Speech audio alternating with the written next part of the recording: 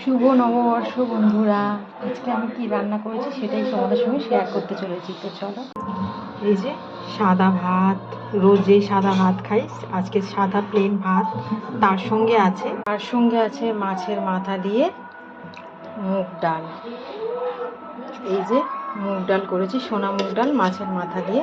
আর আছে নিম বেগুন, নিম তেতো।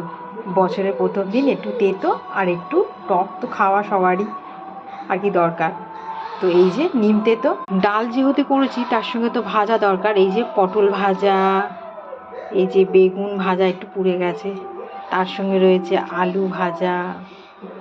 এই যে কিউব করে, ছোট ছোট করে কিউব করে আলু ভাজা আছে। আজকের মেনুতে চিকেন, এই যে চিকেন লেগ পিস কষা কষা করে চিকেন রান্না করেছি।